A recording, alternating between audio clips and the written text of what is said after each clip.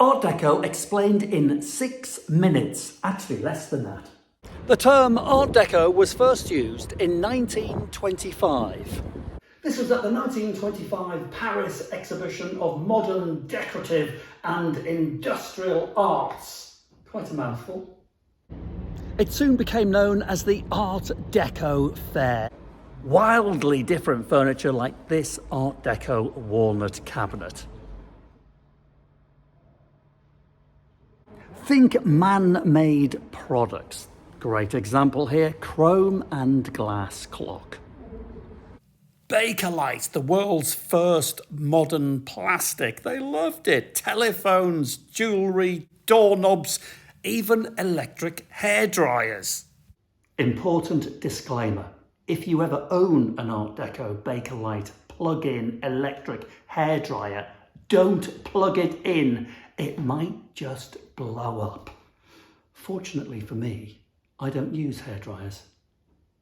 Fabrics, characterised at the time for their rich, vibrant colours, geometric patterns and lavish design. This look during the Art Deco period was described as the streamline moderne. And this is my gentleman's Art Deco smoking jacket.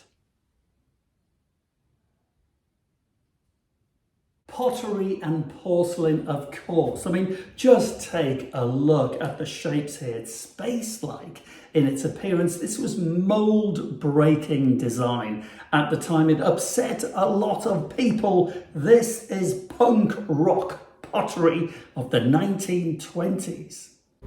The Art Deco period saw an explosion in motor cars, fast, modern transportation, and they did not love blinging up their motors back then too. Here's a prime example, mid-1920s, screaming Art Deco car mascot by René Lalique. Imagine that on the bonnet of your car. And of course, being modern, it also illuminated. But just take a look at the form of this prancing horse, 5 horses, I believe, in total. It's standing still, but it actually looks like it's traveling at 100 miles an hour. And that's what the Art Deco period was all about. Fast, forward, into the future. And of course, artworks, brave, contrasting, conflicting even colours, but very modern and futuristic. And talking of futuristic, even vacuum cleaners look like spaceships.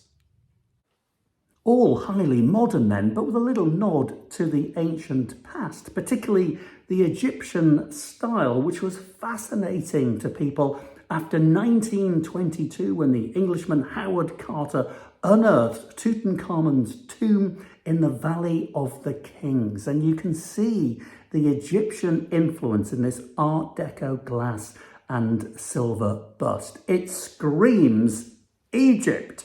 As does this 1930s model of a sphinx. It screams Egypt. Art Deco even hit the streets in the 1920s and 1930s, including industrial estates, in the form of architecture. Shopping arcades and cinemas in particular took on the Art Deco look.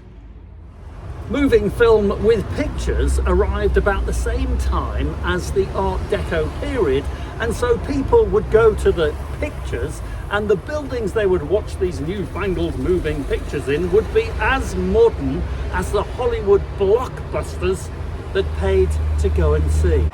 All sorts of buildings fell in love with the Art Deco movement. Look behind me here. This is the Ralph Sparks Bakery in Stockton-on-Tees. Yes, my mum used to work up here in the admin department, but today no longer a bakery, it's luxury apartments. I mean, why wouldn't you want to live there? You can describe Art Deco as a celebration of life because it came about soon after the end of the First World War, 1914, 1918, and the contrast between the colours of Art Deco and the trenches in France couldn't be any greater. Art Deco was a celebration of peace forevermore because the end of the First World War marked a period of peace forever. You know that war. That was the war, the First World War, to end all wars. And Art Deco was a reaction to that. And everything was going swimmingly well until 1939 and the beginning of the Second World War, when poor old colourful Art Deco came to a screeching end. Final bit of information. Did you know that a smoking cap is the only hat that has ever been designed to be worn specifically indoors? And a smoking cap can also be referred to as a thinking cap, as in you've got a problem that needs thinking about. What do? You put your thinking cap on.